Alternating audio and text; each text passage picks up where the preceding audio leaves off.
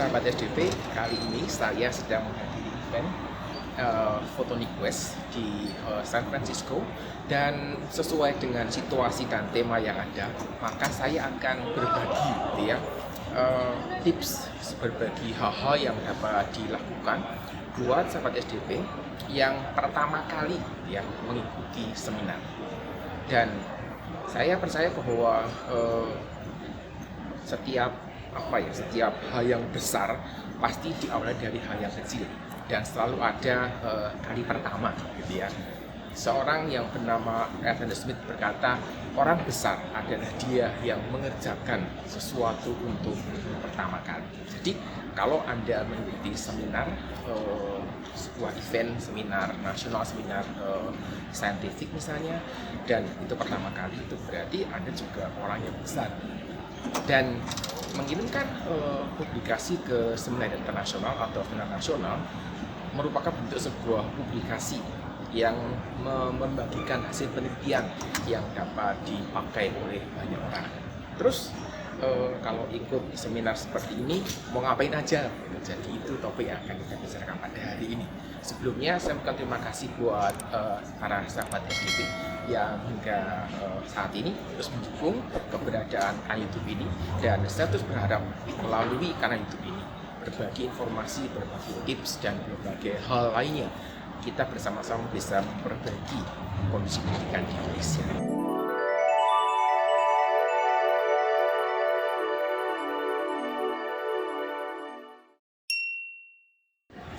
Jadi ketika kita mengikuti seminar, sebenarnya sebenarnya adalah salah satu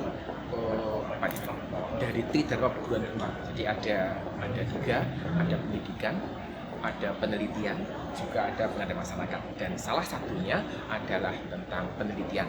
Dalam penelitian ini akan ada publikasi, dan publikasi itu disampaikan dalam bentuk naskah yang diterima dalam sebuah seminar atau konferensi, atau dalam jurnal ilmiah.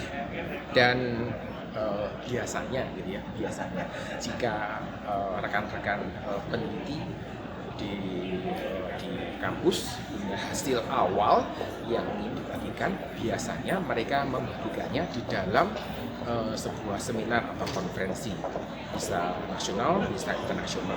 Tetapi ketika hasil yang besar itu diperoleh, maka hasil itu sudah disiapkan untuk dipublikasikan dalam bentuk naskah ilmiah yang diterbitkan oleh jurnal tertentu.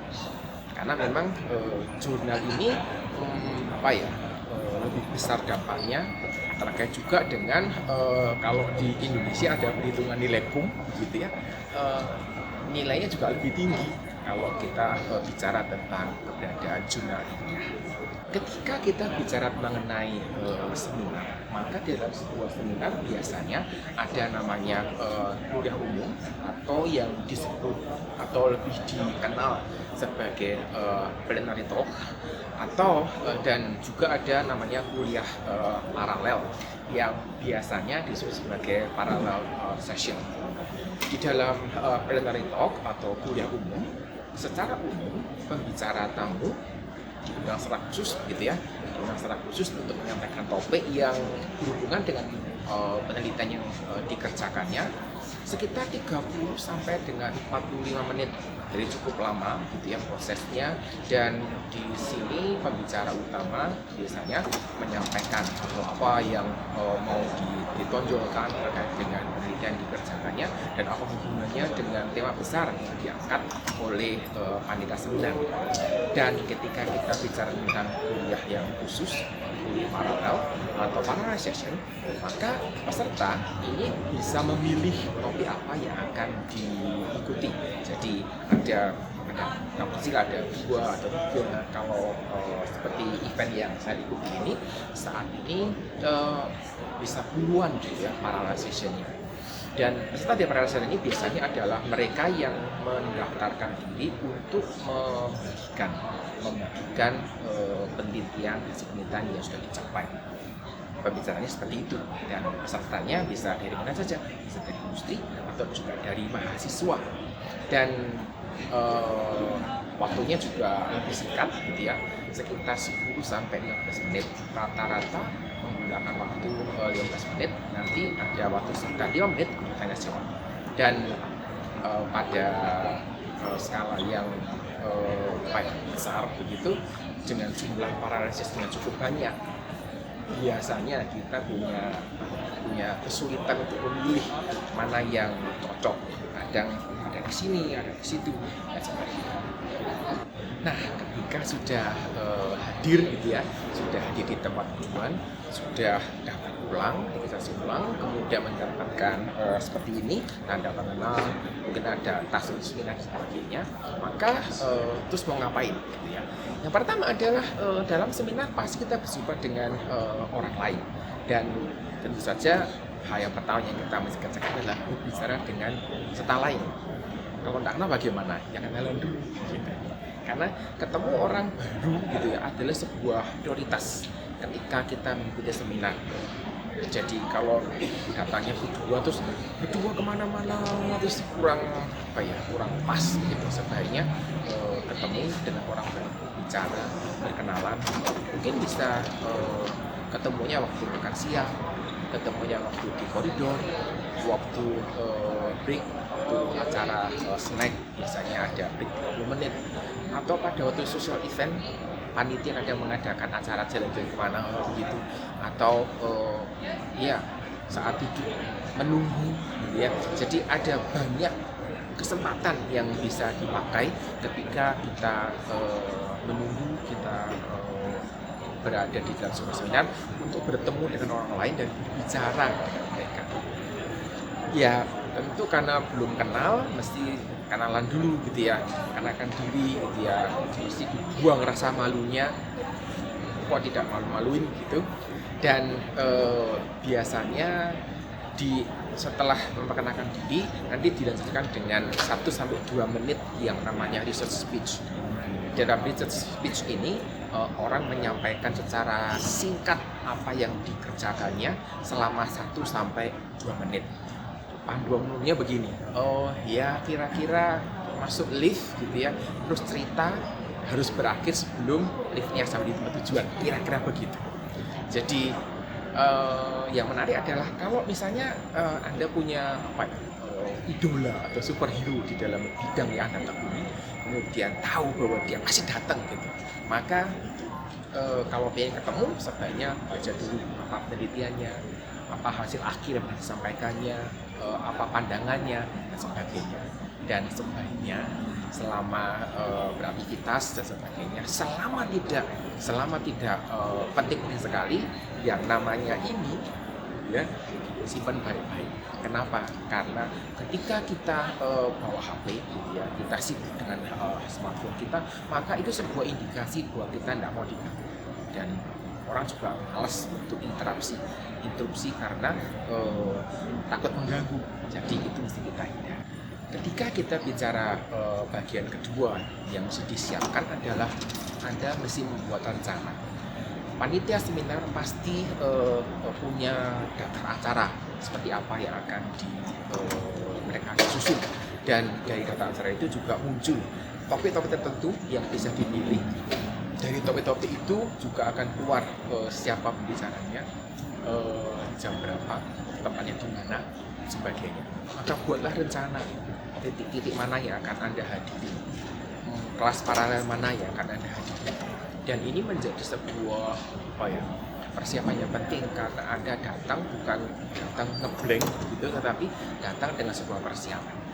Dengan membuat rencana H-1 hari besoknya gitu ya, maka Anda menyiapkan diri untuk melihat gitu ya, apa yang akan terjadi di hari yang baru nanti, kuliah paralel mana yang akan dipilih, dan kalau misalnya mau ketemu dengan orang tertentu mungkin perlu dicari dia kira-kira posisi di mana ya, seperti itu. Kemudian ada juga sekarang ini zamannya smartphone, maka seminar dengan cukup besar, maka orang membuatkan apps yang dapat dipakai, yang sudah terpadu di dalamnya, ada penjadwalan, ada bahkan bisa mencatat itu juga yang dapat dimanfaatkan. Jika memungkinkan, kamu tidak install aja apps, toh setelah selesai bisa uninstall sebagainya. Kalau memori terbatas seperti ya saya begitu, saya biasanya catat aja, kemudian saya taruh di notes bagaimana yang saya bisa pakai, dan itu menolong saya untuk bisa memilih, bisa dengan cepat mesti pindah ruangan kemana tempatnya, dan itu sangat membantu ketika ada sebuah seminar yang cukup besar. Anda merasa ketika mungkin mengikuti seminar, mendengar pemaparan dari pembicara utama di plenary atau di parallel session, ada hal-hal yang tidak ada mengerti. Menurut saya ini wajar, dan Anda tidak perlu merasa berkecil hati, karena memang kita terus mengembangkan diri untuk belajar. Kita tidak pernah berhenti untuk belajar, dan ini adalah sebuah kesempatan yang Anda bisa pakai untuk belajar dan mengembangkan diri. Kemudian ketika dalam kelas paralel, biasanya dengan jumlah peserta yang lebih kecil, sekitar ya kadang 2, kadang 5, kadang sampai 30-50, Anda bisa bertanya dengan lebih leluasa dibandingkan kalau dalam panel talk. Biasanya pada panel talk semua orang hadir di situ, bisa ratusan yang datang. Mungkin merasa aduh minder sebagainya. Kalau di tahap awal wajar, dan itu masih ya dapat diterima lah. Sesi pertanyaan dapat juga terjadi ketika presentasi poster. Jadi ada juga dalam sebuah seminar presentasi disampaikan dalam bentuk poster, dan itu berarti ada poster yang dipajang, ya akan saya berikan nanti beberapa contohnya buat yang belum tahu, dan dapat berinteraksi di sana, langsung bertanya dan sebagainya. Mungkin ketika bertanya gitu ya, bisa memunculkan pengetahuan yang baru, atau bahkan menemukan rekan penelitian yang baru, kolaborator yang baru. Dan bahkan beberapa mahasiswa ada yang bisa mendapatkan beasiswa, mungkin bukan beasiswa full ya, sebagian ketika mereka menghadiri seminar, ketika mereka bertanya, ketika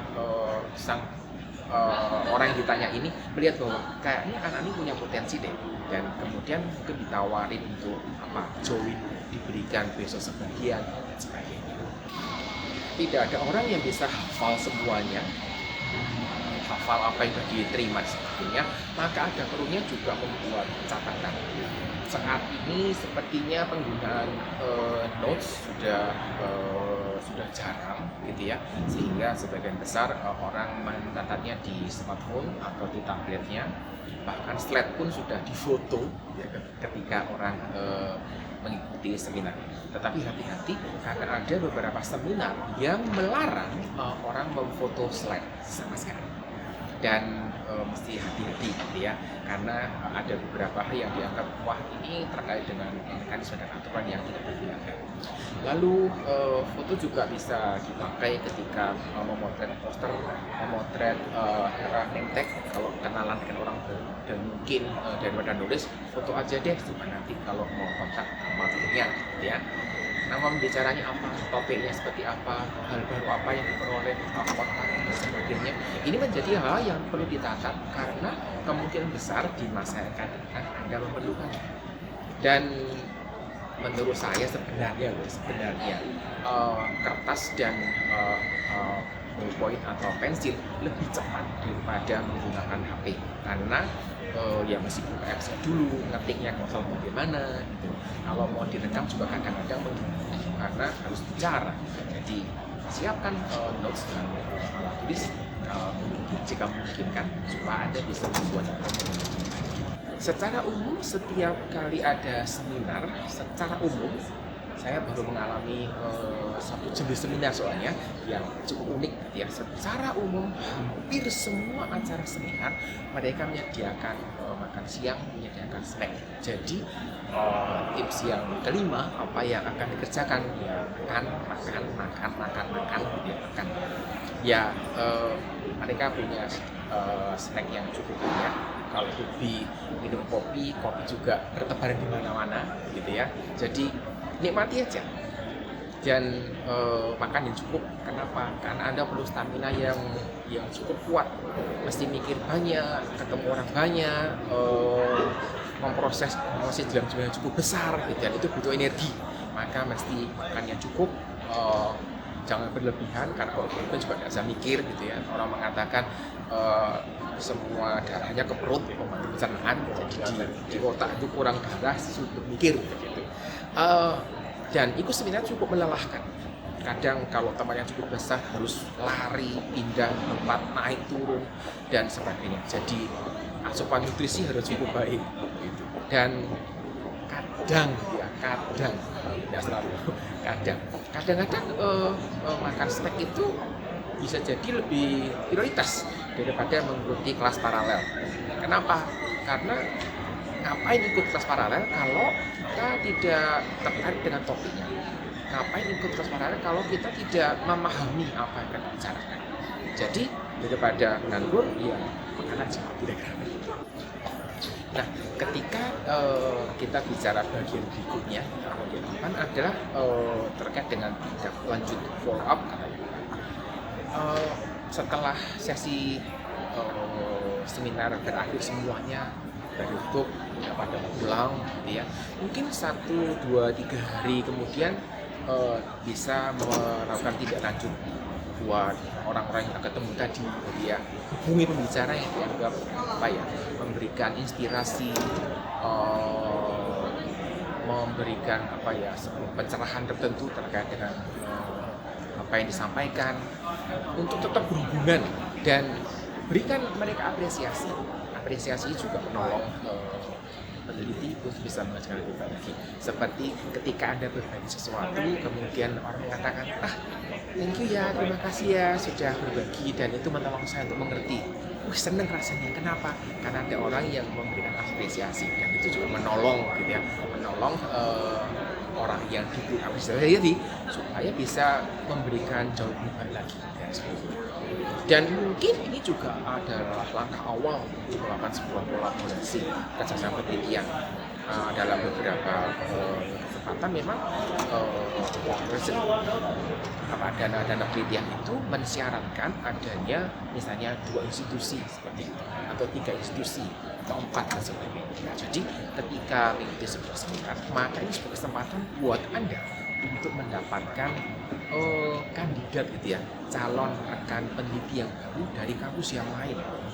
Dan ini menjadi kesempatan yang sangat terbuka karena orangnya ada di mana-mana, gitu ya, bertebaran bersama-sama ikut seminar itu dalam beberapa hari berinteraksi, dan ini bisa menjadi sebuah langkah awal yang cukup baik. Sekali lagi juga tadi saya sampaikan bahkan bisa membuka peluang untuk mendapatkan beasiswa. Saya akan membagikan beberapa pengalaman yang saya peroleh ketika mengikuti seminar, gitu ya. Pertama, saya menemukan dalam beberapa seminar yang cukup besar, gitu ya, banyak profesor ini justru melakukan wawancara dengan kandidat, dengan calon dan mahasiswa ketika ada seminar. Jadi mereka oke, kita ketemu di seminar ini, gitu. Kemudian di seminar itu mereka melakukan wawancara di sana. Jadi sudah janjian dulu untuk ketemu di sana. Pertama kali juga agak terkejut. Ternyata ada ya yang melakukan wawancara mahasiswa ketika dalam sebuah seminar. Kemudian ketika seminar internasional biasanya juga para profesor itu juga kadang, gitu ya, membagikan proyek, membagikan lowongan pekerjaan yang ditawarkan, biasanya terkait dengan menjadi doctoral students.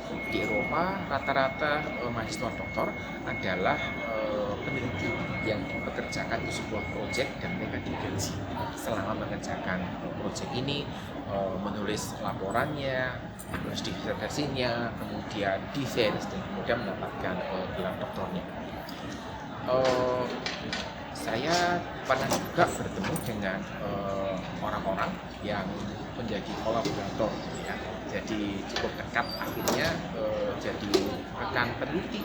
Jadi ketika ada ide baru untuk kegiatan tertentu, mungkin bisa berbagi. Kolaborator ini bukan sekedar orang yang kita bisa bersama-sama untuk mencari dana penelitian, tapi kadang kita juga bisa berbagi data penelitian, kita bisa berbagi metode penelitian, dan bahkan bisa melakukan publikasi bersama. Kemudian kalau ini bukan saya, dia teman saya yang juga mengikuti seminar, dia mendapatkan undangan untuk menjadi pembicara dalam sebuah plenary talk. Ini juga sebuah kehormatan menurut saya. Kenapa? Karena berarti apa yang dia kerjakan itu diakui oleh banyak orang, sehingga orang ingin mendengar apa yang dikerjakan. Jadi ada cukup banyak hal yang dapat dikerjakan dalam sebuah seminar ketika kita ikut sebuah seminar. Sekali lagi saya perlu katakan bahwa ya selalu ada kali pertama untuk segala sesuatu. Artinya ketika orang mengatakan begini, saya tidak mau mengerjakan sesuatu yang saya belum pengalaman, ya apakah itu berarti bertanya begini, apakah Anda tidak akan menikah karena Anda belum pengalaman? Anda mungkin gitu ya. Jadi saya selalu ada yang kali pertama untuk mengerjakan sesuatu. Oleh karena itu, mari kita melihat ini sebagai sebuah kesempatan untuk belajar. Dan buat yang sudah sering ikut seminar gitu ya, ini juga sebuah pengingat gitu ya, reminder bahwa ada banyak peluang yang kita bisa manfaatkan. Lalu tentu saja kita bisa belajar dari pengalaman. Ada banyak hal yang kita bisa peroleh, dan dari situ ada cukup banyak benefit, banyak keuntungan yang kita bisa dapatkan. Jadi nanti saya masih akan ikut acara ini selama beberapa hari. Ini hari pertama begitu, dan saya yakin akan ada banyak hal baru yang akan saya peroleh. Jadi ya harus optimis gitu ya, optimis untuk bisa maju, terus bisa terus berkembang, terus belajar sebagai dari SPIA Photonic West 2023. Saya Hani menyampaikan materi hari ini, dan semoga bermanfaat buat sahabat semua. Sampai jumpa.